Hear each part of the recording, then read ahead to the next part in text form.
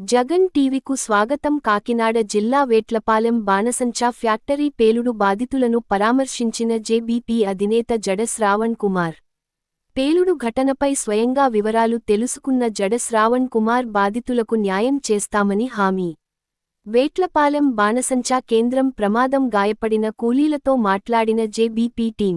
మీకు న్యాయం జరిగే వరకు మీ పక్షానే పోరాటం. జడ శ్రావణ్ కుమార్ భరోసా. పేలుడుకు గల కారణాలపై విచారణ. ఆసుపత్రిలో బాధితులను కలిసిన జేబీపీ అధినేత. ఎంతమంది కూలీలు పని చేస్తున్నారు? ప్రమాదంపై పూర్తి వివరాలు సేకరించిన జడ శ్రావణ్ కుమార్. కాకినాడ బాణసంచా ప్రమాదం బాధితుల క్షేమం తెలుసుకున్న జేబీపీ నాయకత్వం. బాధితులకు అండగా జేబీపీ టీం పేలుడు ఘటనపై సమగ్ర సమాచారం సేకరణ చేసి కేసును రిజిస్టర్ చేశారు.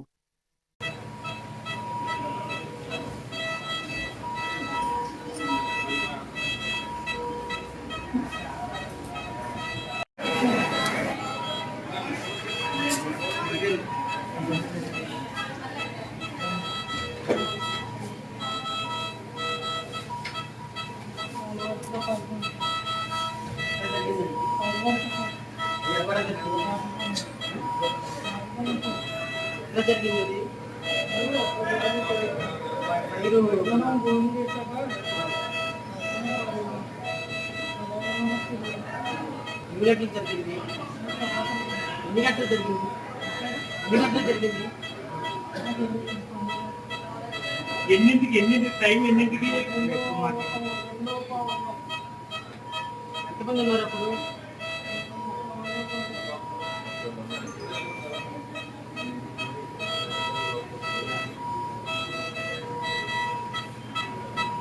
పిల్లలు ఉన్నారా? మీకు పెళ్ళైందా?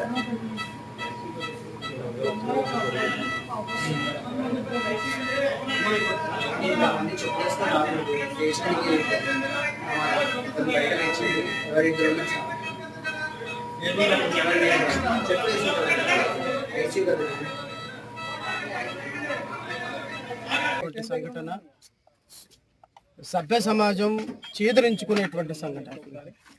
2026వ సంవత్సరంలో కూడా చట్టాలు ఇంత కఠినంగా ఉన్నటువంటి వ్యవస్థలో కూడా ఇలాంటి దురదృష్టకరమైనటువంటి సంఘటనలు జరిగి మన తోటి సహోదరులను సహోదరీమణులను పోగొట్టుకోవటం అనేది అత్యంత బాధాకరం. ఎందుకంటే చనిపోయిన వారి కుటుంబ సభ్యులకి నా ప్రగాఢ సానుభూతి, మా పార్టీ తరపు నుంచి కూడా ప్రగాఢ సానుభూతి తెలియజేస్తున్నాం. వారి కుటుంబ సభ్యులకు కూడా ప్రగాఢ సానుభూతి తెలియజేస్తున్నాం. అయితే రాష్ట్రంలో ఉన్నటువంటి ప్రజలందరూ మరొకసారి ఈ దురదృష్టకరమైనటువంటి సంఘటనకి కారణం ఎవరు అనేటువంటి అంశం మీద చాలా స్పష్టంగా ఆలోచించాల్సిన సందర్భం. ఒక 4 రోజులు హడావుడి చేస్తారు ఇలాంటి సంఘటనలు జరిగినప్పుడు. 4 రోజుల తర్వాత అధికారులు పని మామూలే, ఇలాంటి మ్యానుఫ్యాక్చరింగ్ యూనిట్స్ పెట్టుకున్న వాళ్ళ పని మామూలే, అధికారులు వాళ్ళ దగ్గర నుంచి లంచాలు తీసుకోవటం మామూలే, వాళ్ళ పనులు వాళ్ళు చేసుకోవటం మామూలే. ఇక్కడ జరిగే వైలేషన్ జరుగుతూనే ఉంటుంది, పోయే ప్రాణాలు పోతూనే ఉంటాయి, జరగాల్సిన ఆస్తి నష్టం జరుగుతూనే ఉంటుంది. 4 రోజుల హడావుడి తర్వాత మళ్ళీ మర్చిపోతాం. మీడియా సోదరులు మర్చిపోతాం, మేము మర్చిపోతాం, రాజకీయ అధికారంలో ఉన్నటువంటి వ్యక్తులు మర్చిపోతాం. కానీ దీనికి ఎక్కడ ఫుల్ స్టాప్ పడాలి అనేది మనందరం కూడా ఆలోచించాలి. దీనికి ఒక ఫుల్ స్టాప్ అయితే పడి తీరాలి. నేనంటాను, ఈరోజు జరిగినటువంటి దుర్ఘటనకి ప్రత్యక్ష పరోక్ష కారణం కూటమి ప్రభుత్వమే. కూటమి ప్రభుత్వంలో ఉన్నటువంటి పెద్దలు, కూటమి ప్రభుత్వంలో ఉన్నటువంటి ముఖ్యమంత్రి, ఉప ముఖ్యమంత్రి, హోమ్ మినిస్టర్, దీనికి ఉన్న ఇండస్ట్రియల్ మినిస్టర్ దీనికి ప్రత్యక్షంగా కారణం అని అయితే మా పార్టీ ఆరోపిస్తుంది. ఈరోజు ఈనాడులో వచ్చినటువంటి ఒక చిన్న మాటని, పత్రికలో వచ్చినటువంటి వార్తను నేను మీడియా సోదరులకు చదివి వినిపించే ప్రయత్నం చేస్తాను. 33 బాణసంచా తయారీ కేంద్రాలకు అగ్నిమాపక నో అబ్జెక్షన్ సర్టిఫికెట్లు లేవు. ఈనాడు అమరావతి రాష్ట్రంలో 87 బాణసంచా తయారీ కేంద్రాలు ఉంటే వాటిల్లో 33 కేంద్రాలకు అగ్నిమాపక నిరభ్యంతర పత్రాలు, వాట్ యు కాల్ ఎన్ఓసి, లేవని తనిఖీల్లో వెల్లడైంది. ఇవన్నీ కాకినాడ, తూర్పుగోదావరి, డాక్టర్ అంబేద్కర్ కోనసీమ, అనకాపల్లి మండల పరిధుల్లో ఉన్నాయి. బాణాసంచా తయారీ కేంద్రాన్ని ప్రారంభించే ముందు ఆయా కేంద్రాల్లో ఎలాంటి అగ్నిమాపక భద్రతా చర్యలు చేపట్టాలి, ఏ అగ్నిమాపక పరికరాలు అందుబాటులో ఉండాలి అనే అంశాలను సూచిస్తూ అగ్నిమాపక శాఖ ఎన్ఓసి జారీ చేస్తుంది. రెవెన్యూ శాఖ నుంచి లైసెన్సులు పొందిన తర్వాత బాణాసంచా తయారీ కేంద్రాల నిర్వాహకులు ఎవరు అగ్నిమాపక ఎన్ఓసీలు రెన్యువల్ చేయించుకోవటం లేదు. ఏదైనా ప్రమాదం జరిగినప్పుడు లేదా దీపావళి సమయంలో తనిఖీలు ఉంటాయి. రెవెన్యూ, పోలీసు, కార్మిక, అగ్నిమాపక శాఖలు కలిసి సంయుక్తంగా చేపట్టాల్సిన ఉమ్మడి తనిఖీలు కూడా సరిగ్గా జరగటం లేదు. ఈ నిర్లక్ష్యానికి, ప్రమాదానికి బాధ్యులెవరు? ఈరోజు ఒక ప్రధాన పత్రికలో వచ్చినటువంటి అంశాన్ని నేను మీకు సోదరులకి, రాష్ట్ర ప్రజలకి, మీడియా సోదరుల ద్వారా చదివినిపించా. రాష్ట్రంలో ఏ బాణసంచి తయారీ కేంద్రానికి కానీ, ఏ కోల్డ్ స్టోరేజ్కి కానీ, ఏ ప్రమాదకరమైనటువంటి ఫ్యాక్టరీలో కానీ pollution control board no objection ఉండటం లేదు, కన్సెంట్ ఆఫ్ ఆపరేషన్స్ ఉండటం లేదు, ఎన్ఓసి అగ్నిమాపక ఎన్ఓసి ఉండటం లేదు. అగ్నిమాపక ఎన్ఓసిని, పొల్యూషన్ కంట్రోల్ పర్మిషన్ని తీసుకుంటే కొన్ని లక్షల రూపాయలు కట్టాల్సి వస్తుంది అని అధికారులు వీళ్ళు రాజకీయ నాయకుల తొత్తుల్ని మేనేజ్ చేసి రెవెన్యూ శాఖ, పోలీస్ శాఖ, పొల్యూషన్ కంట్రోల్ బోర్డు అండ్ అగ్నిమాపక శాఖ ఏ విధమైనటువంటి అనుమతులు మంజూరు చేయకపోయినా రాష్ట్రంలో కొన్ని వేల ఫ్యాక్టరీలు ఈ విధంగానే రన్ అవుతాయి. నేను మీ ద్వారా రాష్ట్ర ప్రజలకు కోరుతున్నా, గౌరవ ఉప ముఖ్యమంత్రి పవన్ కళ్యాణ్ గారి శాఖలో పనిచేస్తున్నటువంటి పొల్యూషన్ కంట్రోల్ బోర్డు పర్మిషన్ లేకుండా నిన్న జరిగినటువంటి ప్రమాదానికి కారణాన్ని ఎవరని చెప్పాలి, మీరే ఒకసారి ఆలోచించమని కోరుతున్నా.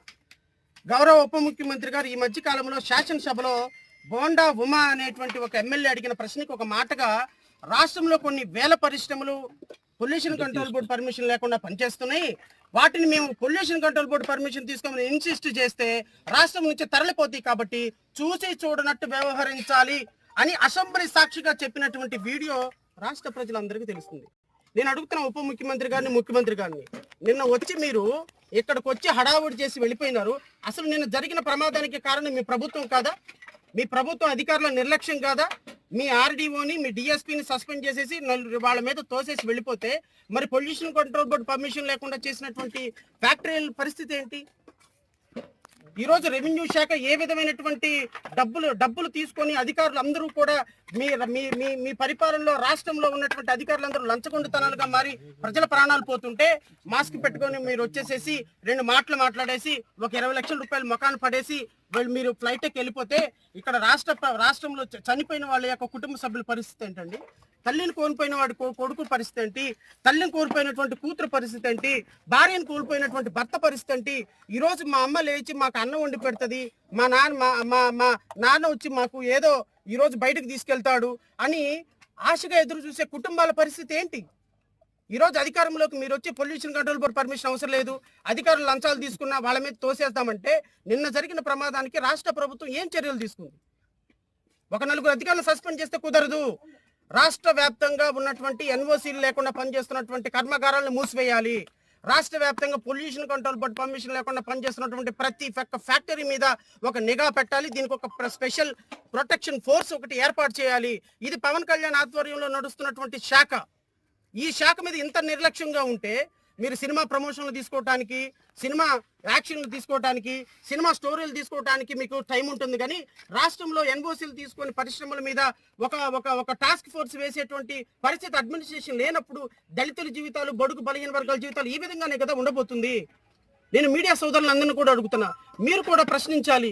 మీరు కూడా లోకల్లో మీకు తెలుసు ఎన్ఓసీ ఎవరికి లేదని.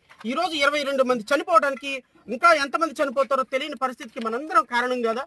వ్యవస్థలో మనందరం ప్రశ్నించాల్సిన బాధ్యత ఉన్నది. ఈరోజు చనిపోయిన కుటుంబ సభ్యులందరికీ కూడా న్యాయం జరగాలి.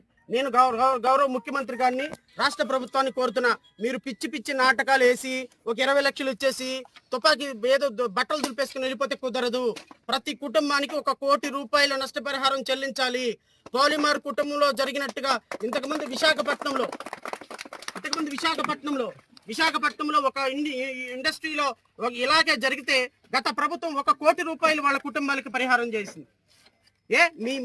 మీ సొంత డబ్బులు కాదు కదా. మీరు ఫ్లైట్లో వెళ్ళటానికి 100 కోట్లు వాడుతున్నారు. మీ సిద్ధార్థ లూత్రాకి 100 కోట్ల రూపాయలు ఫీజు ఇచ్చారు, మీ కేసులో ఆర్గ్యూ చేస్తున్నారని. మరి దళితులు, బిడ్డలు, బలహీన వర్గాలు కుటుంబాలు కోల్పోయినారు, వాళ్ళకి 1 కోటి రూపాయలు ఇవ్వండి. మేము మా పార్టీ నుంచి రాష్ట్ర ప్రభుత్వాన్ని డిమాండ్ చేస్తున్నాం, చనిపోయిన ప్రతి కుటుంబానికి 1 కోటి రూపాయలు ఇవ్వాలి. క్షతగాత్రులైనటువంటి ప్రతి ఒక్కరికి కూడా 50 లక్షల రూపాయలు పే చేయాలి, ఎక్స్గ్రేషియా పే చేయాలి. చనిపోయిన ప్రతి వారి కుటుంబంలో నుంచి ఒకరికి ప్రభుత్వ ఉద్యోగం ఇవ్వాలి. ఎస్సీ ఎస్టీ యాక్ట్ లో చెప్పినట్టుగా వాళ్ళ ప్రభుత్వం ఉద్యోగం ఒకటి ఇవ్వాలి, వాళ్ళకి 5 ఎకరాల పొలం ఇవ్వాలి, వాళ్ళకి పక్కా ఇళ్ళు కట్టించాలి. మీరు ఎంత చేసినా చనిపోయిన కుటుంబాలను తిరిగి తీసుకురాలేరు సార్.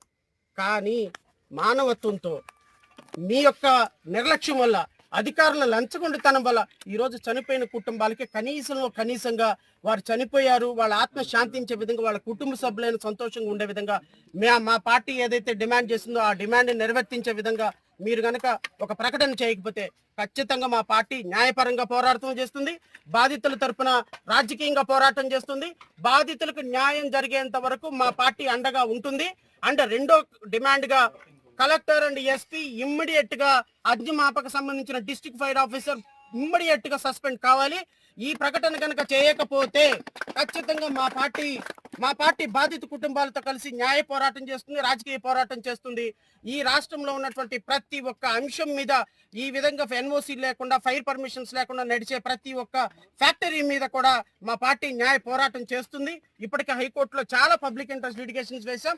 రాష్ట్రంలో ఉన్నటువంటి ప్రతి ఒక్కళ్ళు కూడా వీటి మీద ఫోకస్ చేసి ఇలాంటి ప్రమాదం మరొకసారి జరగకుండా మీడియా సోదరులు, రాజకీయ నాయకులు, ఇక్కడ ఉన్నటువంటి ప్రజాప్రతినిధులు అందరూ కూడా బడుగు బలహీన వర్గాలని, నిరుపేదల్ని, వారి ప్రాణాలు కాపాడే విధంగా మనందరం కలిసికట్టుగా పనిచేయాలని మనస్ఫూర్తిగా కోరుకుంటూ ఈ అవకాశం ఇచ్చిన మీడియా సోదరులకి హృదయపూర్వకంగా నమస్కారాలు తెలియజేసుకుంటూ జై హింద్.